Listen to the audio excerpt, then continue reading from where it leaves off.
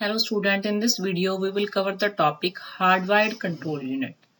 So what is hardwired control unit? Hardwired control unit is made up of combinational and sequential circuit that generate control signals. ਜਿਹੜਾ ਹਾਰਡਵਾਇਰਡ control unit ਹੈ ਉਹਦੇ ਵਿੱਚ ਕੰਬੀਨੇਸ਼ਨਲ ਤੇ ਸੀਕੁਐਂਸ਼ੀਅਲ circuit ਆਪਾਂ use ਕਰਦੇ ਹਾਂ ਜਿਹਦੇ ਨਾਲ ਕੰਟਰੋਲ ਸਿਗਨਲ ਜਿਹੜੇ ਜਨਰੇਟ ਹੁੰਦੇ ਆ। ਹੁਣ ਆਪਾਂ ਇਹਦੇ ਵਿੱਚ ਕਿਹੜੇ ਜਿਹੜੇ ਡਿਵਾਈਸਿਸ ਯੂਜ਼ ਕਰਦੇ ਹਾਂ ਗੇਟਸ, ਫਲਿਪ ਫਲॉप, ਡਿਕੋਡਰਸ ਐਟਸੈਟਰਾ। ਜਿਹੜਾ ਇਹ ਹਾਰਡਵਾਇਰਡ ਕੰਟਰੋਲ ਯੂਨਿਟ ਹੈ ਬਹੁਤ ਇਹਦੀ ਸਪੀਡ ਫਾਸਟ ਹੁੰਦੀ ਹੈ ਬਟ ਇਹਦੀ ਫਲੈਕਸੀਬਿਲਿਟੀ ਘੱਟ ਹੁੰਦੀ ਹੈ ਕਿਉਂਕਿ ਇਹਦੇ 'ਚ ਆਪਾਂ ਹਾਰਡਵੇਅਰ ਡਿਵਾਈਸਿਸ ਯੂਜ਼ ਕਰਦੇ ਹਾਂ and it is limited in complexity. This organization is very complicated if we have a large control unit. ਜਿੰਨਾ ਕੰਟਰੋਲ ਯੂਨਿਟ ਵੱਡਾ ਹੋਈ ਜਾਊਗਾ ਇਹਦੀ ਆਰਗੇਨਾਈਜੇਸ਼ਨ ਕੰਪਲਿਕੇਟਡ ਹੋਈ ਜਾਊਗੀ ਕਿਉਂਕਿ ਉਨੀਆਂ ਡਿਵਾਈਸਿਸ ਇਸ ਜ਼ਿਆਦਾ ਉਨੇ ਕੰਪੋਨੈਂਟਸ ਇਹਦੇ ਵਿੱਚ ਜ਼ਿਆਦਾ ਯੂਜ਼ ਹੋਣਗੇ। ਜੇ ਆਪਾਂ ਇਹਦੇ ਵਿੱਚ ਕੋਈ ਮੋਡੀਫਿਕੇਸ਼ਨ ਜਾਂ ਚੇਂਜਸ ਕਰਨੀ ਹੈ ਤਾਂ ਆਪਾਂ ਨੂੰ ਪੂਰਾ ਜਿਹੜਾ ਸਰਕਟ ਹੈ ਉਹ ਚੇਂਜ ਕਰਨਾ ਪੈਂਦਾ ਹੈ। ਬਹੁਤ ਸਾਰੇ ਕੰਪੋਨੈਂਟਸ ਜਿਹੜੇ ਵਾਇਰਿੰਗ ਵਗੈਰਾ ਉਹਨਾਂ ਦੀ ਚੇਂਜ ਕਰਨੀ ਪੈਂਦੀ ਹੈ। ਇਸ ਕਰਕੇ ਇਹਦੇ ਵਿੱਚ ਮੋਡੀਫਿਕੇਸ਼ਨਸ ਜਿਹੜੀਆਂ ਬਹੁਤ ਹੀ ਡਿਫਿਕਲਟ ਹੈ। ਨੈਕਸਟ ਆ ਗਈ ਜੀ advantages of hardware control unit. ਜਿਹੜਾ ਹਾਰਡਵੇਅਰ ਕੰਟਰੋਲ ਯੂਨਿਟ ਆਪਾਂ ਪਹਿਲਾਂ ਹੀ ਦੇਖਿਆ ਕਿ ਕੰਬੀਨੇਸ਼ਨਲ ਸਰਕਟ ਇਸ ਯੂਜ਼ ਹੁੰਦੇ ਇਸ ਕਰਕੇ ਇਹ ਬਹੁਤ ਫਾਸਟ ਹੈ। ਇਹਦੇ 'ਚ ਬੜੀ ਫਾਸਟਲੀ ਕੰਟਰੋਲ ਸਿਗਨਲ ਜਿਹੜੇ ਹੈਗੇ ਜਨਰੇਟ ਹੋ ਜਾਂਦੇ ਆ। ਡਿਲੇ ਜਿਹੜੀ ਹੈ ਉਹ ਡਿਪੈਂਡ ਕਾਹਦੇ ਤੇ ਕਰਦੀ ਹੈ control signals the number of Gates ਤੇ। ਡਿਸਐਡਵਾਂਟੇजेस ਕੀ ਆ ਗਈਆਂ ਹਾਰਡਵੇਅਰ ਕੰਟਰੋਲ ਯੂਨਿਟ ਦੀਆਂ more is the control signal required by CPU, more complex will be the design of control unit. ਜਿੰਨੇ ਕੰਟਰੋਲ ਸਿਗਨਲ ਜ਼ਿਆਦਾ ਜਨਰੇਟ ਹੋਣਗੇ ਜਿੰਨੇ ਕੰਟਰੋਲ ਸਿਗਨਲ ਜ਼ਿਆਦਾ CPU ਨੂੰ ਰਿਕੁਆਇਰਡ ਹੋਣਗੇ ਉਨਾ ਜਿਹੜਾ ਇਹਦਾ ਡਿਜ਼ਾਈਨ ਕੰਪਲੈਕਸ ਹੋ ਜਾਊਗਾ। ਇਸ ਤੋਂ ਇਲਾਵਾ ਮੋਡੀਫਿਕੇਸ਼ਨ ਇਸ ਡਿਫਿਕਲਟ ਹੈ ਕਿਉਂਕਿ ਆਪਾਂ ਨੂੰ ਰੀਅਰੇਂਜ ਕਰਨੀਆਂ ਪੈਣਗੇ ਸਾਰੇ ਇਹਦੇ ਹਾਰਡਵੇਅਰ ਦੇ ਕੰਪੋਨੈਂਟਸ ਜੋ ਵੀ ਇਹਦੇ ਵਿੱਚ ਲੱਗੇ ਹੋਏ ਆ।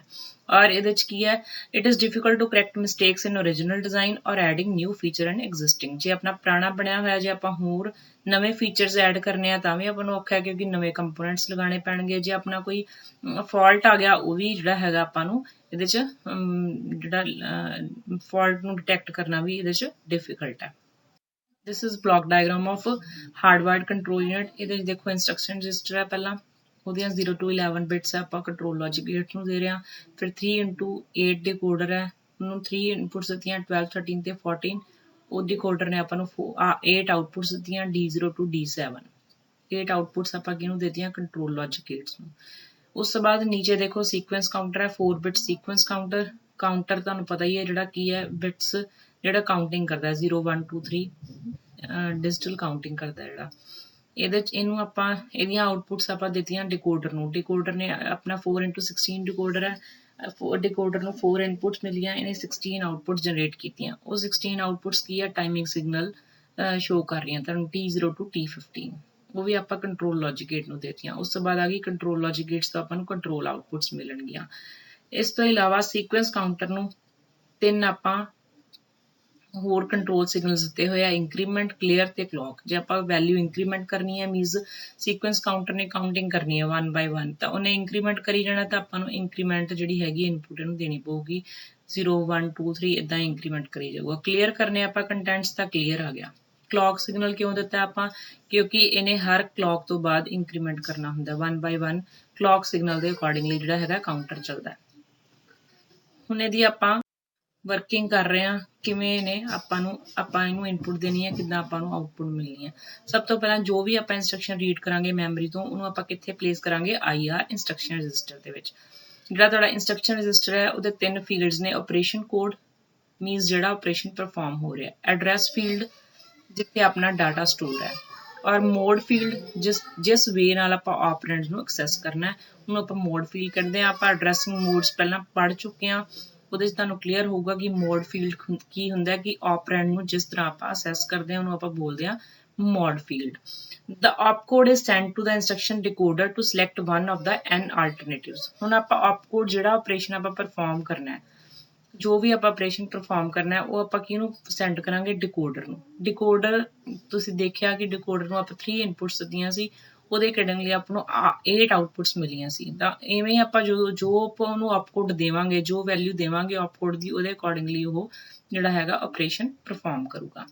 The n outputs D0 through Dn from a decoder goes to control logic gates। ਜਿਹੜੀਆਂ ਆਊਟਪੁੱਟ ਹੈ 8 ਆਊਟਪੁੱਟਸ ਹੈ ਕਿਹਨੂੰ ਜਾ ਰਹੀਆਂ ਕੰਟਰੋਲ ਲੌਜਿਕ ਗੇਟਸ ਨੂੰ to perform specific operation। ਜੋ ਆਪਾਂ ਆਪਰੇਸ਼ਨ ਉਹਨੂੰ ਜੋ ਆਪਾਂ ਆਪਕੋਡ ਦੀ ਵੈਲਿਊ ਦਿੱਤੀ ਉਹਦੇ ਅਕੋਰਡਿੰਗਲੀ ਸਪੈਸੀਫਿਕ ਆਪਰੇਸ਼ਨ ਜਿਹੜਾ ਪਰਫਾਰਮ ਹੋਊਗਾ।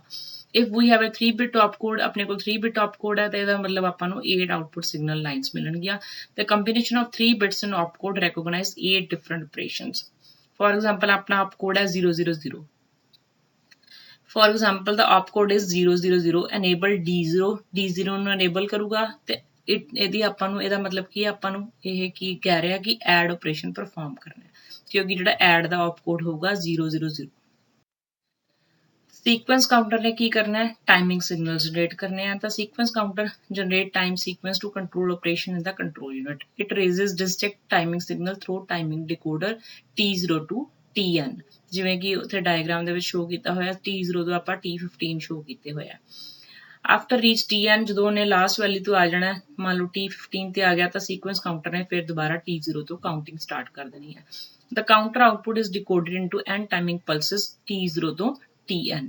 The signal from timing decoder and instruction decoder are combined within combinational control logic to produce a series of signals that result in execution of micro operations involving ALU and register. ਜਿਹੜੇ ਆਪਾਂ signals ਦੇਤੇ ਦੋਨੋਂ decoders ਤੋਂ, timing ਡਿਕੋਡਰ ਤੇ ਵੀ instruction ਡਿਕੋਡਰ ਤੋਂ, ਦੋਨੋਂ combine ਕਰਕੇ ਆਪਾਂ ਕਿਹਨੂੰ ਦੇ ਰਹੇ ਹਾਂ, ਕੰਟਰੋਲ ਲੌਜਿਕ ਗੇਟਸ ਨੂੰ, ਤੇ ਉਹਦੇ ਅਕੋਰਡਿੰਗਲੀ ਜਿਹੜੇ ਹੈਗੇ ਸੀਰੀਜ਼ ਆਫ ਸਿਗਨਲ ਜਨਰੇਟ ਹੋਣਗੇ। The sequence counter can be incremented. ਇਹ ਤੁਹਾਨੂੰ ਮੈਂ ਪਹਿਲਾਂ ਵੀ ਦੱਸਤਾ ਡਾਇਗਰਾਮ ਵਿੱਚ, ਜਿਹੜਾ sequence counter ਹੈ ਉਹਦੀ ਆਪਾਂ ਵੈਲਿਊ ਇੰਕਰੀਮੈਂਟ ਕਰਨੀ ਹੈ ਤਾਂ INR ਇਨਪੁਟ ਦੇ ਨਾਲ ਕਰਨੀ ਹੈ, ਜੇ ਕਲੀਅਰ ਕਰਨੇ ਆ ਤਾਂ ਕੰਟੈਂਟ ਤਾਂ CLR ਇਨਪੁਟ ਦੇ ਨਾਲ ਕਲੀਅਰ ਹੋਣਗੇ। ਉਸ ਤੋਂ ਬਾਅਦ ਆਪਾਂ ਇੱਕ ਐਗਜ਼ਾਮਪਲ ਲੈ ਲੈਂਦੇ ਹਾਂ।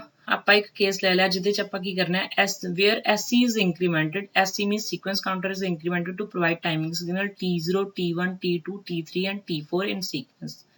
At time T4 ਤੋਂ ਬਾਅਦ ਟਾਈਮਿੰਗ ਸੀਕੁਐਂਸ T4 ਤੋਂ ਬਾਅਦ SC ਦੀ ਵੈਲਿਊ ਕਲੀਅਰ ਹੋ ਜਾਣੀ ਚਾਹੀਦੀ ਹੈ 0, ਕਦੋਂ, ਜੇ ਡਿਕੋਡਰ ਆਊਟਪੁੱਟ D3 ਐਕਟਿਵ ਹੋ ਜਾਂਦੀ ਹੈ ਤਾਂ। ਹੁਣ ਇਹੀ ਸੇਮ ਆਪਾਂ ਐਕਸਪ੍ਰੈਸ਼ਨ ਜਿਹੜਾ ਬਣਾਵਾਂਗੇ ਤੇ ਇਹੀ ਨੂੰ ਆਪਾਂ ਟਾਈਮਿੰਗ ਸਿਗਨਲ ਦੇ ਵਿੱਚ ਲਿਖਾਂਗੇ।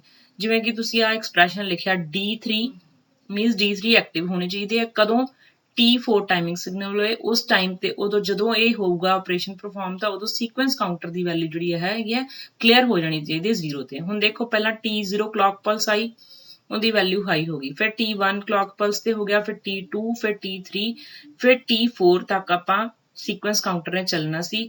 T4 ਦੀ ਵੈਲਿਊ ਤੋਂ ਬਾਅਦ, T4 ਟਾਈਮਿੰਗ ਸਿਗਨਲ ਤੋਂ ਬਾਅਦ ਜਿਹੜਾ D3 ਹੈ ਉਹ ਐਕਟਿਵ ਹੋ ਗਿਆ।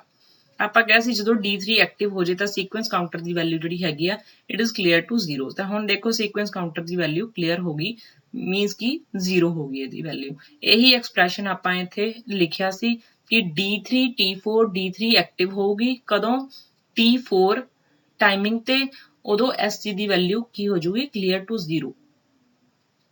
ਉਹੀ ਚੀਜ਼ ਆਪਾਂ ਟਾਈਮਿੰਗ ਸਿਗਨਲ ਦੇ ਨਾਲ ਇੱਥੇ ਡਾਇਗਰਾਮ ਦੇ ਵਿੱਚ ਸ਼ੋ ਕੀਤੀ ਹੋਈ ਹੈ। Thanks for watching this video.